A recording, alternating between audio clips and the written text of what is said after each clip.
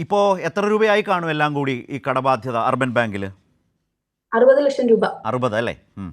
പലിശ സഹിതം എല്ലാം 60 ലക്ഷം രൂപ. അതെ, 60 ലക്ഷം ഞങ്ങൾ ഇന്നാള് നോക്കിയ സമയത്ത്. ആ ആ കരാറിൽ വ്യക്തമായി പറഞ്ഞിട്ടുണ്ട്, ഈ ബാങ്കിലെ ഈ വീട് ജപ്തിയിരിക്കുന്ന ഈ വീട് തിരിച്ച് എടുത്തു തരുന്നതിന് എത്ര രൂപ ചിലവാകുമോ ആ പണം ഇന്ത്യൻ നാഷണൽ കോൺഗ്രസ് വീട്ടും നൽകും എന്ന് അതെ, പറഞ്ഞാണ് ആ കരാർ അല്ലേ? മാത്രമേ അവർക്ക് ചെയ്തു തരാൻ പറ്റുള്ളൂ എന്ന് പറഞ്ഞു. ഞങ്ങൾ പറഞ്ഞു ശരി, അത് മാത്രം മതി. കാരണം ബാക്കി അച്ഛന്റെ ഒരുപാട് പട്ടയങ്ങൾ പണയത്തിലാണ്. പക്ഷെ അതെല്ലാം ഞങ്ങൾക്ക് വേണ്ടിയിട്ടോ അച്ഛന്റെ പേഴ്സണൽ ആവശ്യത്തിനോ വേണ്ടിയിട്ട് അച്ഛൻ എടുത്തിരിക്കുന്നതല്ല. എടുത്തിരിക്കുന്നതാണെങ്കിൽ ഞങ്ങളുടെ ജീവിത സാഹചര്യം ഇന്ന് ഇങ്ങനെ ആയിരിക്കില്ല. അത്രയും പൈസ ഞങ്ങളുടെ കയ്യിൽ ഉണ്ടെങ്കിൽ ഞങ്ങളുടെ ഭൂമികൾ പണയം വെക്കേണ്ട ആവശ്യം ഇല്ലല്ലോ. അപ്പോൾ എന്നിട്ടും ആ കടമെല്ലാം അച്ഛൻ വരുത്തി വെച്ചത് പാർട്ടിക്ക് വേണ്ടിയാണ് എന്ന് ഈ പാർട്ടി നേതാക്കളെ നിങ്ങൾക്ക് പറഞ്ഞു ബോധ്യപ്പെടുത്താനായോ? ബോധ്യപ്പെടുത്താനായോ എന്ന് ചോദിച്ചു കഴിഞ്ഞാൽ, അച്ഛൻ മരിച്ചതിന് ശേഷമാണ് അച്ഛൻ ഇത്രയും വലിയ ബാധ്യത ഇത്രയും വലിയ രീതിയിലുണ്ട് നമ്മൾ മനസ്സിലാക്കുന്നത്. കാരണം ഇവിടുത്തെ അതോറിറ്റി അച്ഛനായിരുന്നു. അച്ഛന്റെ കാര്യങ്ങൾ കൊണ്ടുപോയി ചെയ്യുന്നത് നമ്മൾ അച്ഛനെ ക്വസ്റ്റ്യൻ ചെയ്യേണ്ട ആവശ്യം വരുന്നില്ല. അല്ലെങ്കിൽ എന്ത് ചെയ്തു നമ്മൾ ചോദിക്കുന്നില്ല. അച്ഛൻ മരിക്കുന്ന അന്ന് വരെ ബത്തേരി ടൗണിൽ പോയ സ്വന്തം കാര്യങ്ങൾ സ്വന്തമായിട്ട് ചെയ്തുകൊണ്ടിരുന്ന വ്യക്തിയാണ്. അല്ലാതെ അച്ഛന് വേറൊരു വഴിക്കും ആ ക്യാഷ് പോവാൻ വഴിയില്ല. കാരണം ഇത്രയും വലിയ തുകകൾ അച്ഛൻ തിരിച്ചു കൊടുക്കുന്ന സമയത്ത് അല്ലാതെ എന്ത് ചെയ്യും? അല്ലാതെ വേറെ വരുമാനമുള്ള ആളല്ല. അപ്പൊ അവരവരുടെ സ്വർണവും സ്വത്തും എല്ലാം പണയപ്പെടുത്തി കുറെ പാർട്ടിയുടെ മുഖം അച്ഛൻ രക്ഷിക്കാൻ ശ്രമിച്ചു. പിന്നെ ഒരു വതിക്ക് വെച്ചിട്ട് അച്ഛന്റെ കയ്യിന്ന് പോയി എന്ന് അച്ഛന് തോന്നിയപ്പോഴാണ് അച്ഛൻ പാർട്ടി ഞങ്ങളെയെങ്കിലും രക്ഷിക്കുന്നു വെച്ചിട്ടാണ് ഇങ്ങനെ ചെയ്തിരിക്കുന്നത്. അപ്പോൾ ഈ വീട് ജപ്തി ഭീഷണിയിലാണ്, അത് 60 ലക്ഷം, അത് വീട്ടാമെന്ന് കോൺഗ്രസ് നേതാക്കൾ പറഞ്ഞു. അതാണ് കരാറ്. ഇപ്പോൾ അച്ഛൻ പാർട്ടിക്ക് വേണ്ടി, വയനാട്ടിലെ കോൺഗ്രസ് പാർട്ടിക്ക് വേണ്ടി ഉണ്ടാക്കി വെച്ചിട്ടുള്ള സാമ്പത്തിക ബാധ്യത കൂടി ചേർന്നാൽ കടബാധ്യത ആകെ എത്രയുണ്ടാകും?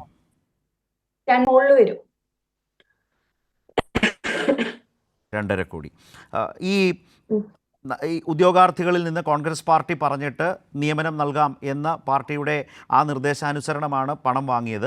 ഈ പണം IC ബാലകൃഷ്ണൻ MLA പറഞ്ഞതിൻ്റെ അടിസ്ഥാനത്തിലാണോ വീട് കൊണ്ട് പണയപ്പെടുത്തി തൽക്കാലം ഒരു പ്രശ്നം പരിഹരിക്കാൻ വേണ്ടി അച്ഛൻ നീങ്ങിയത്? നേരത്തെ പറഞ്ഞെങ്കിലും അതൊന്നുകൂടി വ്യക്തമായി സൂചിപ്പിക്കാം. നേരത്തെ പറഞ്ഞിരുന്നെങ്കിൽ. അച്ഛന്റെ കത്തിൽ വളരെ വ്യക്തമായിട്ട് അത് എഴുതിയിട്ടുണ്ട്. സുധാകരൻ അവർക്ക് എഴുതിയ കത്തിനകത്ത് അച്ഛൻ വളരെ വ്യക്തമായി ഫസ്റ്റ് പേജിൽ തന്നെ എഴുതിയിട്ടുണ്ട്. എന്താണ്, ഒന്നുകൂടി എങ്ങനെയായിരുന്നു അത് എഴുതിയിരുന്നത്? എന്താണ് IC പറഞ്ഞത്? ICയുടെ നിർദ്ദേശപ്രകാരം ഞാൻ ചെയ്തു പോയതാണ്. അതായത് ബത്തേരി ഒരുപാട് കാലങ്ങളായിട്ട് കോൺഗ്രസ് ഭരിച്ചുകൊണ്ടിരുന്ന ബാങ്ക് ആയിരുന്നല്ലോ അർബൻ ബാങ്ക്. അത് ഏതൊരു ഇയർ ഞാൻ കറക്റ്റ് ആയിട്ട് ഓർക്കുന്നില്ല. ആ ഇയർ മാത്രം BJP ഭരണത്തിൽ വരികയും അപ്പം മേടിച്ച പൈസ തിരിച്ചു കൊടുക്കാനായി ICയുടെ നിർദ്ദേശപ്രകാരം, അത് അണ്ടർലൈൻ ചെയ്ത് അച്ഛൻ എഴുതിയിട്ടുണ്ട്, ICയുടെ നിർദ്ദേശപ്രകാരം എന്റെ വീടിരിക്കുന്ന പട്ടയം അർബൻ ബാങ്കിൽ കൊണ്ടുവച്ച് പണയപ്പെടുത്തിയിട്ടാണ് ഞാൻ അന്ന് അവർക്ക് പൈസ കൊടുത്തത് എന്ന് എഴുതിയിട്ടുണ്ട്. ആ കടം ഇന്നത്തെ തീയതിക്ക് ഇത്രയും വലിയ എമൗണ്ട് ആയിട്ട് മാറിയിരിക്കുന്നതും അതിനകത്ത് എഴുതിയിട്ടുണ്ട്. മനസ്സിലായി. എന്നിട്ട് ഈ IC ബാലകൃഷ്ണൻ ഇതിന് ശേഷം ഈ പരാതി, ഈ അച്ഛൻ്റെ മരണശേഷം നിങ്ങൾ ഈ നേതാക്കളോട് കണ്ട് സംസാരിക്കുമ്പോഴുമൊക്കെ IC ബാലകൃഷ്ണൻ്റെ ഒരു സമീപനം എങ്ങനെയായിരുന്നു? നിങ്ങളോടും അതുപോലെ തന്നെ ഇക്കാര്യങ്ങൾ നിങ്ങൾ പറയുമ്പോൾ അത് കേട്ട നേതാക്കളോടും IC ബാലകൃഷ്ണൻ എങ്ങനെയാണ് ഇക്കാര്യങ്ങളെക്കുറിച്ച് അത് ഏറ്റെടുക്കാൻ അദ്ദേഹം തയ്യാറായോ, അതോ പൂർണ്ണമായും നിഷേധിക്കുകയായിരുന്നു? പൂർണ്ണമായിട്ടും നിഷേധിച്ചു. കാരണം ഞങ്ങളുടെ ഒരു അച്ഛനുമായിട്ട് ഏറ്റവും അടുത്ത ബന്ധമുള്ള ആളായിരുന്നു IC ബാലകൃഷ്ണൻ. നമ്മളെപ്പോഴും കാണുന്ന ആളായിരുന്നു. അങ്ങനത്തെ ഒരാള് അച്ഛൻ മരിച്ചതിന് ശേഷം ഞങ്ങൾ വേറൊരു മുഖമാണ് ആളുടെ കണ്ടത്. ഈ നേതാക്കളോട് കണ്ണുമടച്ചു പറഞ്ഞു അല്ലേ, ഒരു ബാധ്യതയും ഇത് ഞാൻ പറഞ്ഞിട്ടല്ല വിജയേട്ടൻ ഇങ്ങനെ ഒന്നും ചെയ്തത്, എനിക്ക് അറിഞ്ഞുകൂടാ, എനിക്ക് അതിനകത്ത് യാതൊരു പങ്കുമില്ല എന്നാണോ ഈ IC ബാലകൃഷ്ണൻ MLA നേതാക്കളോട് പറഞ്ഞത്? നിങ്ങൾ വല്ലാതെ നിങ്ങളിൽ അത് വലിയ ഷോക്കായി മാറി നിങ്ങൾക്കത്?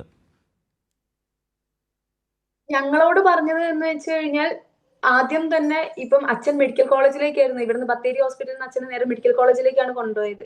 അച്ഛന്റെ സിറ്റുവേഷൻ വളരെ വഷളാവുന്ന സമയത്ത് അന്നൊന്നും ഞങ്ങളെ കയ്യിൽ ഈ കത്തില്ല, ഇങ്ങനെ ഒരു കത്ത് അച്ഛൻ എഴുതി വെച്ചിട്ടുണ്ട് എന്നോ ഒന്നും ഞങ്ങൾക്ക് അറിയണ്ടായിരുന്നില്ല. ആ അവസാന സമയത്ത് അച്ഛന് കുറച്ച് സാമ്പത്തിക ബുദ്ധിമുട്ടുണ്ടായിരുന്നു. അച്ഛനൊരു ലോണിന് അപ്ലൈ ചെയ്തിട്ടുണ്ടായിരുന്നു. ആ ലോണ് കിട്ടാത്ത ബുദ്ധിമുട്ടിലായിരിക്കണം അച്ഛൻ ഇത് ചെയ്തത് എന്നാണ് പെട്ടെന്ന് ഞങ്ങൾക്ക് തോന്നിയത്. കാരണം ഇത്ര വലിയൊരു ഇഷ്യൂ അച്ഛനുണ്ട് എന്നും അതിന്റെ പുറമെ വലിയൊരു വിഭാഗം ആൾക്കാരുണ്ടെന്നും നമ്മൾ കൺമുന്നിൽ കാണുന്ന ആൾക്കാരാണ് ഈ പ്രതികളൊന്നും ഞങ്ങൾ ചിന്തിച്ചിട്ടേ ഉണ്ടായിരുന്നില്ല. കാരണം മെഡിക്കൽ കോളേജ് കിടക്കുന്ന സമയത്തും അച്ഛന്റെ സ്ഥിതി വഷളാവുന്ന സമയത്തും ഫസ്റ്റ് വിളിക്കുന്നത് ഞങ്ങൾ MLA-നെയാണ്. ബാലകൃഷ്ണേട്ടാ, അച്ഛന്റെ സ്ഥിതി കുറച്ച് മോശമാണെന്ന് പറയുമ്പോഴും ഞാൻ വന്നോണ്ടിരിക്കുകയാണ് മക്കളെ, നിങ്ങൾ വിഷമിക്കണ്ടെന്ന് പറഞ്ഞ വ്യക്തിയാണ്.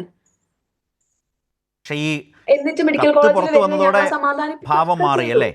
അച്ഛൻ എഴുതിയ കത്ത് പുറത്തു വന്നതോടെ ഭാവം മാറി. അന്നപ്പോഴും പല പല നേതാക്കന്മാരും ഞങ്ങളടുത്ത് ചോദിക്കുന്നുണ്ട്, വിജയൻ എന്തെങ്കിലും എഴുതി വെച്ചിട്ടുണ്ടോ, എന്തെങ്കിലും കത്തുണ്ടോ? അപ്പൊ ഞങ്ങൾ കണ്ടില്ല. കാരണം പിറ്റേ ദിവസം തന്നെ ഇവിടെ പോലീസ് വന്നിട്ട് നോക്കിയതാണ്. നോക്കിയ സമയത്ത് അച്ഛന്റെ അലമാര വന്നിട്ട് അവർ ഫുൾ ചെക്ക് ചെയ്തായിരുന്നു. ചെക്ക് ചെയ്ത സമയത്തും അച്ഛൻ ഇതെല്ലാം മുൻകൂട്ടി ചിലപ്പം കണ്ടു കാണാതിരിക്കണം. കാരണം അച്ഛന്റെ അലമാരക്കകത്ത് പേപ്പേഴ്സ് ഒക്കെ വെക്കുന്ന ഒരു സെക്ഷൻ ഉണ്ട്. അവിടെ ആണ് പോലീസുകാർ തപ്പിയത്. പക്ഷെ അവിടെ ആയിരുന്നില്ല അച്ഛൻ ഇത് വെച്ചത്.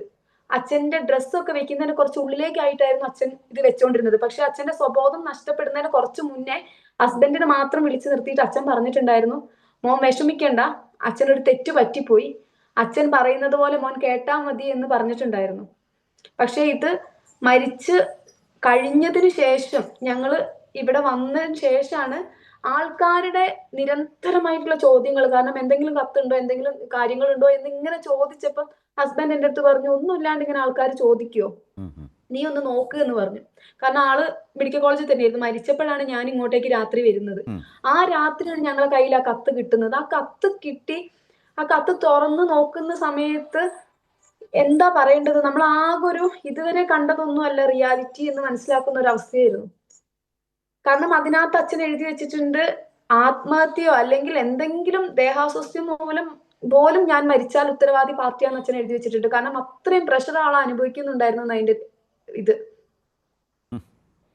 എന്നിട്ടും ഞങ്ങള് അച്ഛനെ ദഹിപ്പിക്കണ്ട എന്നൊരു ഇഷ്യൂയുടെ കാര്യം വന്ന സമയത്തും IC ഞങ്ങളെ വീട്ടിൽ വരികയും അച്ഛന്റെ കത്തിനകത്ത് അച്ഛൻ എഴുതി വെച്ചിട്ടുണ്ടായിരുന്നു എന്നെ ദഹിപ്പിക്കരുത് എന്നുള്ള കാര്യം. പക്ഷെ അന്നും ഞങ്ങളെ കൂടെ നിൽക്കേണ്ട ആള് കുറച്ച് കോൺഗ്രസ്സുകാരെല്ലാം കൂടെ ഞങ്ങളോട് നിങ്ങൾക്ക് എന്താ ദഹിപ്പിച്ചാൽ എന്താ, ഞങ്ങളെ മേലെ കുറ്റം വെക്കുമായിരുന്നവര്. കാരണം ഈ കത്തിന്റെ കാര്യം ആർക്കും അറിയില്ലല്ലോ. കാരണം കുടുംബ പ്രശ്നമാക്കി മാറ്റാൻ വലിയൊരു ഗൂഢാലോചന ഇതിന്റെ പുറകിലുണ്ടായിരുന്നു. കുടുംബ പ്രശ്നമാക്കി മാറ്റി അങ്ങനെ മരിച്ചതാണ് ആള് എന്ന് വരുത്തി തീർക്കാൻ. കാരണം ഈ കത്ത് ഒരു തെളിവ് ഇല്ല എന്നുള്ളതുകൊണ്ട്. പക്ഷെ അപ്പോഴും ഞങ്ങൾ ആ കത്ത് 10 ദിവസം എത്ര ആരോപണം കേട്ടിട്ടും ഞങ്ങൾ ആ 10 ദിവസം ആ കത്ത് ആരെയും കാണിച്ചില്ല. ഈ പാർട്ടിയിലെ നേതാക്കന്മാരെ കാണിച്ചിട്ടുണ്ടായിരുന്നു. 5ാമത്തെ ദിവസം അന്ന് പറഞ്ഞല്ലോ VD സതീശനെയും സുധാകരനെയും ഒക്കെ പോയി കാണിച്ചിട്ടുണ്ടായിരുന്നു. അവരെ കാണിക്കുന്നതിന് മുന്നേ ഫസ്റ്റ് പോയി കാണിച്ചത് IC ബാലകൃഷ്ണനെയാണ്. IC ബാലകൃഷ്ണന്റെ വീട്ടിൽ പോയിട്ടാണ് ഈ കത്ത് വായിച്ച് കേൾപ്പിച്ചു കൊടുക്കുന്നത്. അപ്പോഴെന്തായിരുന്നു അദ്ദേഹത്തിന്റെ ഒരു മുഖഭാവം, അല്ലെങ്കിൽ നിങ്ങളോട് എന്താണ് മറുപടിയായി പറഞ്ഞത്? ആദ്യം കത്ത് കാണിക്കുന്നതിന് മുന്നേ ആള് നമ്മളടുത്ത് പറഞ്ഞു, ഞാൻ ഒരുപാട് വിജയനെ സഹായിച്ചിട്ടുണ്ട്, ആൾക്ക് എന്ത് പറ്റിയെന്ന് അറിയില്ല, അങ്ങനെയൊക്കെയായിരുന്നു ആള് പറഞ്ഞുകൊണ്ടിരുന്നത് കുറച്ചു സമയം. പിന്നെ അതിനുശേഷമാണ് ഈ കത്ത് കാണിച്ചിട്ട് ഇങ്ങനെ ഒരു കത്ത് അച്ഛൻ എഴുതി വെച്ചിട്ടുണ്ട് എന്ന് പറഞ്ഞിട്ട് വായിച്ച് കേൾപ്പിച്ചു കൊടുക്കുകയായിരുന്നു ചെയ്തത്. ഞാനാണ് വായിച്ച് കേൾപ്പിച്ചു കൊടുത്തത്. അപ്പൊ ആള് പെട്ടെന്ന്, കാരണം ആളായിട്ട് കുറച്ച് കഥകൾ പറഞ്ഞ കഥ നേരെ, അതെ, അതായത് രാഹുൽ ഗാന്ധിന്റെ PAയുടെ സാലറി സർട്ടിഫിക്കറ്റ് വെച്ചിട്ട്, അതാണ് ഏറ്റവും വലിയൊരു ഇത്. രാഹുൽ ഗാന്ധിന്റെ PAയുടെ സാലറി സർട്ടിഫിക്കറ്റ് വെച്ചിട്ട് വിജയേട്ടന് ഞാൻ പൈസ എടുത്തു കൊടുത്തായിരുന്നു, അത്ര പോലും ഞാൻ ഹെൽപ്പ് ചെയ്തതാണ് എന്ന് പറഞ്ഞ ആള് അച്ഛൻ അതിനകത്ത് എഴുതി വെച്ചിട്ടുണ്ട്, രാഹുൽ ഗാന്ധിയുടെ PAയുടെ സാലറി സർട്ടിഫിക്കറ്റ് വെച്ചിട്ടാണ് ഞാൻ ഒരു ഉദ്യോഗാർത്ഥിക്ക് പൈസ കൊടുത്തത് എന്നുള്ളത്. എന്നിട്ട് ആ പൈസയും അച്ഛനാണ് അടച്ചു തീർത്തതെന്ന് അച്ഛൻ എഴുതി വെച്ചിട്ടുണ്ട്. അപ്പൊ പെട്ടെന്ന് ആ ഒരു കഥ മാറിയല്ലോ. അപ്പൊ ആള് ഭയങ്കര ഇതായി. അപ്പൊ എന്റെ അടുത്ത് പറഞ്ഞത് എന്താന്ന് വെച്ച് കഴിഞ്ഞാൽ, അടുത്ത മന്ത്രി ഞാനാണ്. ആ വാക്ക് ഞാൻ ഇപ്പോഴും ഓർക്കുന്നുണ്ട്.